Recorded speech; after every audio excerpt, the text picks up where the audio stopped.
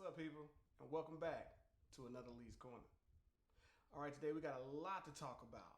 Ton of issues to talk about. I told you I was coming back, and I'm trying to come back. Every week.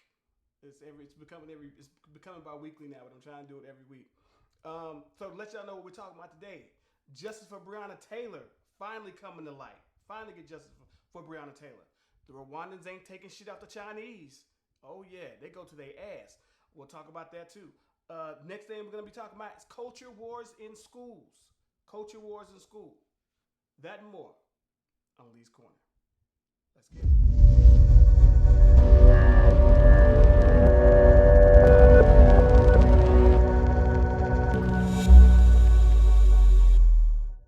All right, people, what's going on? We are back. All right, check it out. First thing we're going to start talking about is Breonna Taylor. Everybody knows the situation with Breonna Taylor in Louisville, Kentucky. Yeah. So basically, what happened in Louisville was the police went in blasting, shooting at a in her residence. Supposedly, a no-knock warrant that happened wound up killing Breonna Taylor, who I believe was a nurse or a MT, which means she works on the ambulance trucks, if I'm not mistaken. She's 27 years old. They was going in off a no-knock warrant. Her boyfriend thought that her and her boyfriend thought they were being broke in on, fired back. Cops started just flooding the place with bullets. After that, wound up killing Breonna Taylor. Now, what had happened at this particular time was there was no case. They had a warrant. They were surveilling the boyfriend. Supposedly he was a big time drug dealer, but then again he wasn't. So all this kind of stuff was flooding around. It brought up winding up. No charges was being no cops was being charged. No cops were being charged at all, except one cop who got charged with endangering her neighbors by just shooting all willy-nilly through the house. And then he was let off on that. Now we got new stuff coming to light now. Oh yes. What's my girl's name? Kelly Hannah Goodlett. Kelly Hannah Goodlett. She is a officer who pled guilty and turned herself in. The feds have started investigating this case and saw that there was a violation of civil rights on this particular case, and not just that, but the feds accused several officers of crimes, including lying to obtaining a warrant as well. So we're gonna see all the charges that they go to on here, but we're really glad to see that the feds jumped in on here, because a lot of people thought all hope was lost. Let this be a lesson to everybody that, it ain't over till God say it's over, people. Thank you. Hallelujah. It's not over till God say it's over. So a lot of people thinks that, sometimes, justice delayed is not a justice deserved, or that you're not going to get justice, excuse me. Justice delayed is, justice not served. And that's not necessarily the case. Basically what you found out is that these officers obtained a warrant under false pretenses, which means they lied about evidence that they put together and gave a judge, and the judge gave them the warrant. And to break this all down for people, because I want everybody to know what's going on here, to give you a more specific situation what's going on. In Louisville, there was some drug hotspots. They put together a task force to try to, squelch the hotspots of drugs. And it was all in a 8-house block of 8 houses, supposedly. And they found their prime subject that they were looking for. They found that particular guy. Now, I don't know if this guy ever dated Breonna Taylor or knew Breonna Taylor, but her boyfriend became a person of interest, which they're not saying, or through our research, we haven't found out why he became a person of interest to the police officers, but they became a person of interest. So they pulled together a bunch of, bullshit items to get a search warrant. Once they got a no-knock search warrant, then they just went in all willy-nilly and shot up the place. And then when Breonna died, they had to come back and make up more lies to cover up their tracks of what they had done before, hoping that it was going to hold.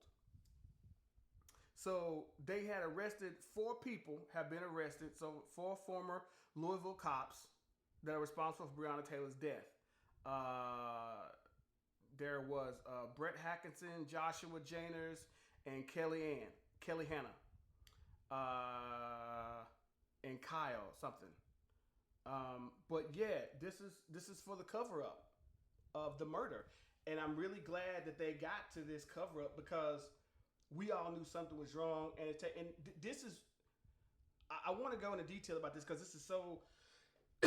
This is why you see a lot of black people who are okay with what Republicans call big government, because as an African American, all we had to depend on was big government. Remember, the states didn't give us freedom from Jim Crow.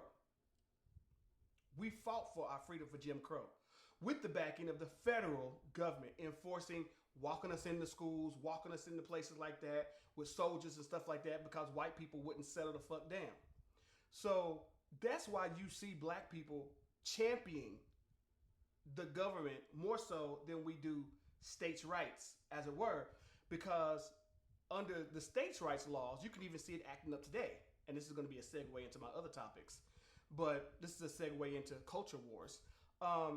This is the reason why black people, if we're going to trust any top cop, it's going to be the people working for us today. The FBI has never was never on our side in the past. You had the Hoover administration and all those people who like set up MLK and was watching and all our black leaders. They were surveilling all our black leaders and us, trying to do us harm because we wanted our freedom and we wanted to do right by our people and by ourselves and to get the rights that we deserved. That was due unto us, like white folks due to God Himself. So once that started to shift and we started to be able to depend somewhat on the FBI, that became our supposedly top cop, especially when you had, certain Democrats in office that was going to make sure that happened. When we had Trump in office, that was not happening. He didn't give a damn. He disbanded the NAACP branch inside the White House and all the stuff the people that were working to try to help things in the justice departments with black folks and Mexicans and all that kind of stuff. He disbanded that. Most people don't want to talk about that, but that happened. So my point is, that's the reason why a lot of black people are with big government, and that's why a lot of black people do not trust or like the police. Because this brings us back to what we said before. The police should not be able to police themselves. They have too much power, too much money, and too much access to things. They requested information on Breonna's boyfriend. They got his address, they got his home, where he stay at, all that kind of stuff, all this surveillance, just because they requested it. That is too much power. Didn't give any proof of anything just because they requested it. Now just think if you have a loved one or a friend or a cousin that somebody or anybody that all of a sudden is not your friend anymore and they want to find out information about you. Oh, they got to go to the basic NCIC database for you. NCIC database for you. Look you up, find out what they do. Oh, my friend's doing a friend a favor. A cop's doing another cop a favor. Can I get this on this? Can I get this on that? And they got everything they need on you. Wiretaps, phone calls, anything they want to. They can falsify anything. So how can you depend on a group of people that you pay taxes to do the right thing? Didn't you trust them to govern themselves? When all they do is come back and cover it up. And the black attorney general, he was so full of shit. His teeth was brown. It was terrible. It was so terrible for the attorney general who wanted to just let the case go and all this kind of stuff. And that's why at a recent function, he was getting booed and everything else because he is nothing. He was he wanted to be part of this cover up. I don't know if he was actually in it or knew about it, but he's wanting to make it go away. Let's say that. And all the black people were like, no, we need to step in. We need to lean in on this.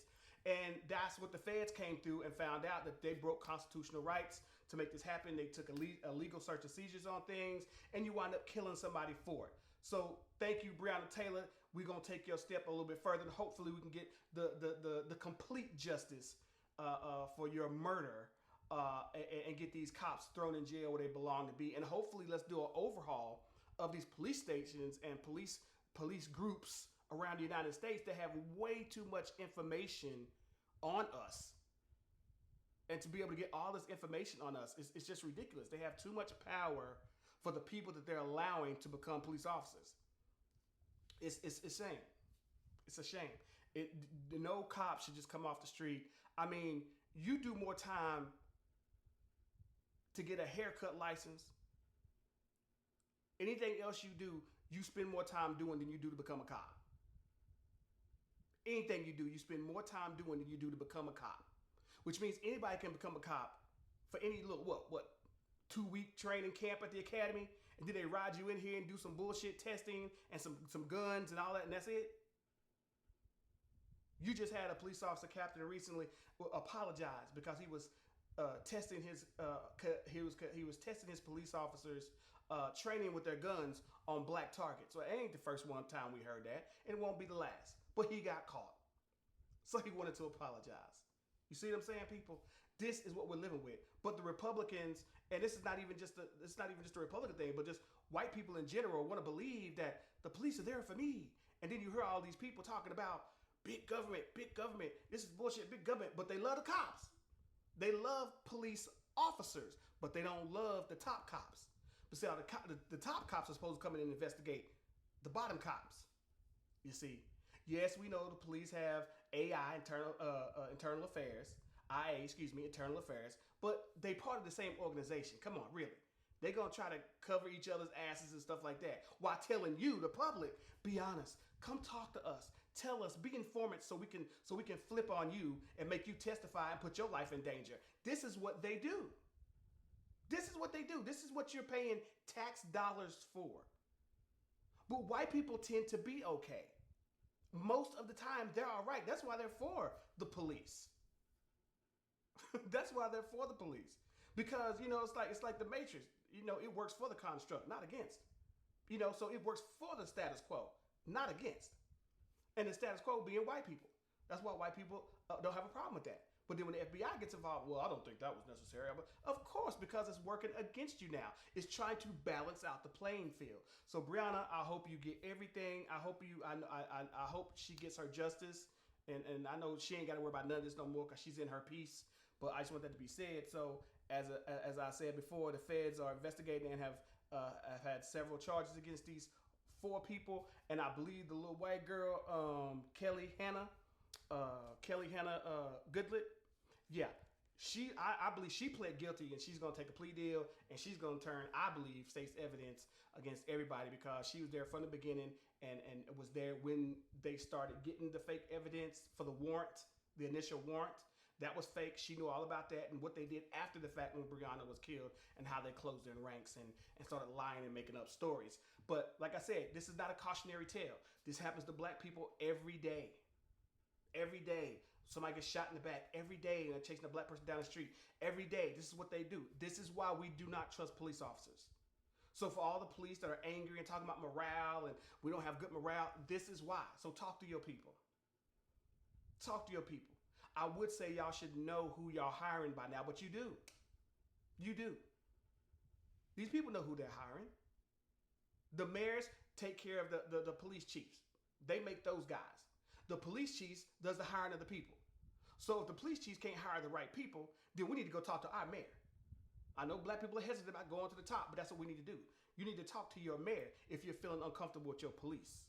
Fuck the police chief, go to the mayor. I guarantee you emails and phone calls.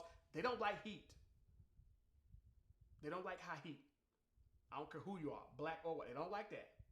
Constituents calling them and emailing, they don't like that. So that's what we need to keep the pressure on. All right. Now, I want to do a quick thing before I segue into culture wars. I want to go to Cape Town, Africa. Okay. Well, the Rwanda president got a little heated. Yeah. Paul Kagame. That's why I was okay. Okay. So the president of Rwanda deported 18 Chinese nationalists from the East African southern country. Chinese investors exploited Rwandan people by making them work abnormal hours, like slaves. That's how the president put it. They had them working abnormal hours like slaves. And I quote, Africa for Africans. We cannot be slaves in Africa. We do not tolerate that nonsense here. Y'all heard it here first. That's right. That's right, hot damn it. That's right. There's a lot that we can learn from. That's a lot we can learn from our ancestors right now from the president. Africa for Africans. That's right. We will not be. We cannot be slaves inside of Africa. We will not tolerate this nonsense of discrimination here," said the president. Black people, same thing here. All you gotta do is stand. All you gotta do is stand. He kicked their asses out. You got to go. You got to go. And that's not even it. That's not even the whole thing. No, that's not even the whole thing. And I believe it was in April. Yeah, I believe it was in April. They sent one of the Chinese nationals was sentenced to 20 years in jail for torturing a local miner, a miner worker.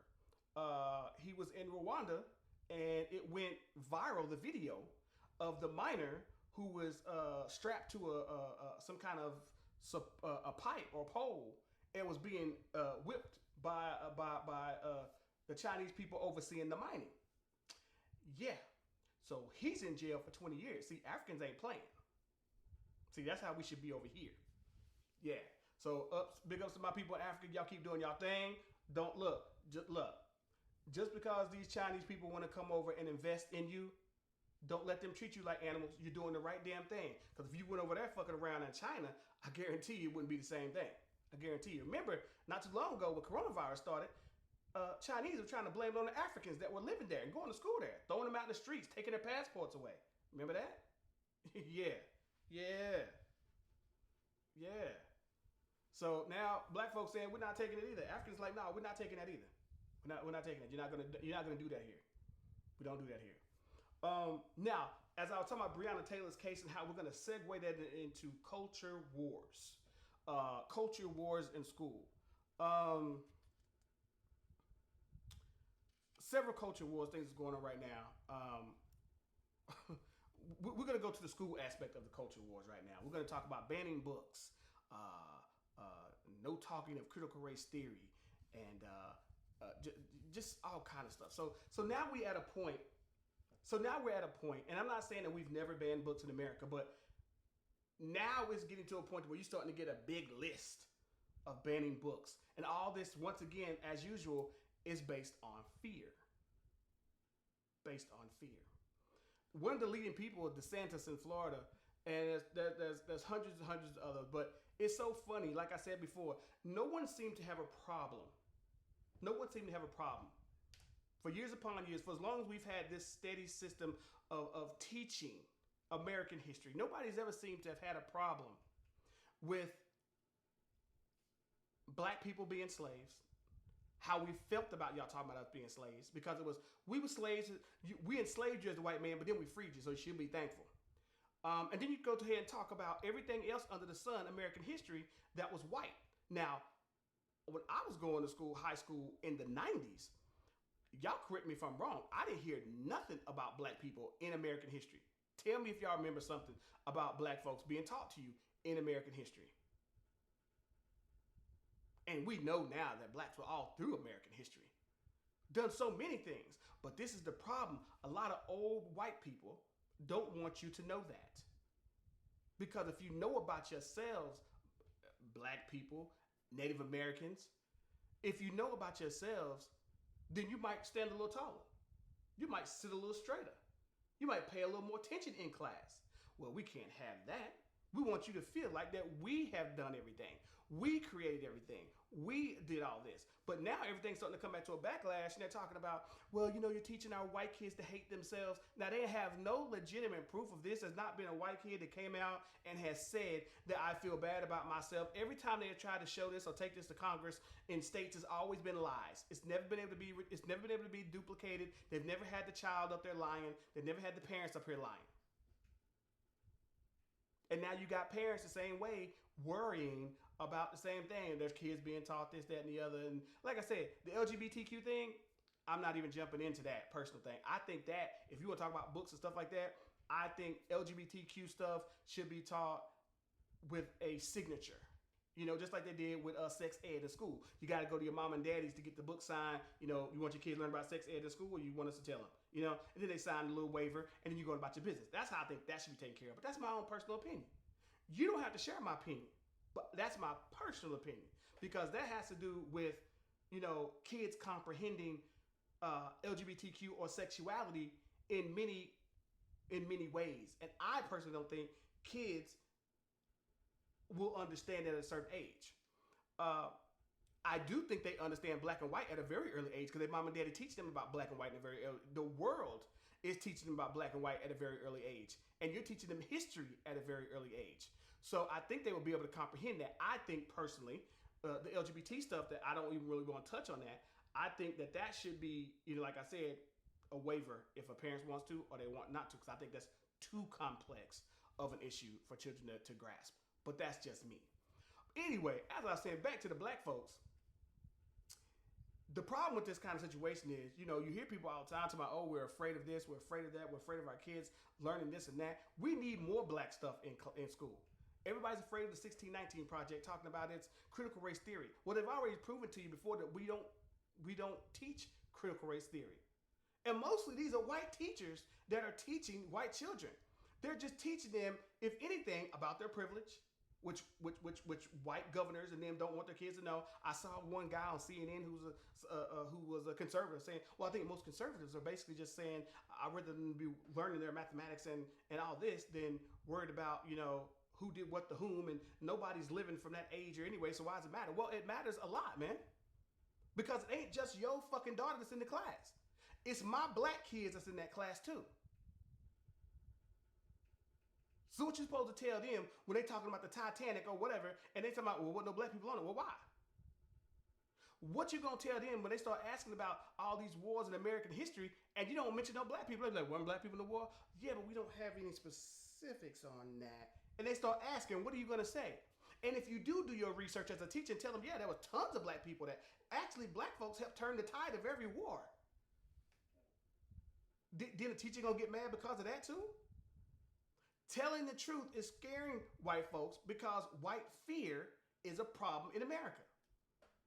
White fear is running rampant and it's controlling people's minds. You can see it with outspoken people like DeSantos and the other chick, the crazy chick running around here, talking all kind of stuff from Georgia. You can see it, man. It's like they're drooling and their eyes are turning red. They're so upset, so scared of black. They're so scared with that white fear. It's making them crazy. It really is, and that's why they're attacking school boards and all this other kind of stuff. And it's funny because you see politicians try to politicize something as simple as school. Just so, learning the entire truth is supposed to be something that's good, not bad. But what they're practicing, the white man, they're practicing his story, not all of the story, but his story. And once you don't focus on his story no more, you start telling the whole story, he loses his grip on reality. And therein lies the problem. For him, lies the problem. But what you don't understand is it's coming whether you like it or not. As they say before, what is done in the darkness will come to light. Now, a lot of people hope that never happens. But in this case, I hope it happens sooner than later. And it is happening. And that's the problem I think a lot of these people are having a problem functioning in, is learning that, your great-grandparents and your parents probably wasn't the masters of the universe. And I think that a lot of people think that, one of the biggest problems that we're going to have is you're going to find out that there was some white people that did a lot of bad shit. And you're going to find out that your parents and grandparents and uncles and aunts still placated. They still are down with it. That's why they're so scared for you to know the truth, because they even to this day, 2022, still have issues with black and brown people. They want to be able to keep their prejudices intact without it being challenged by what we call the truth. Because if you have the truth, then they have no more excuses for being a bigot than you just being a bigot. You won't have no more. Well, at least we can say we created this, because every day you're finding out more and more history about, no, you didn't create that. A black man created it. Even one of your best liquors out there. What was that? What was the one? I can't even think of it now. But it was a liquor out there that's really big.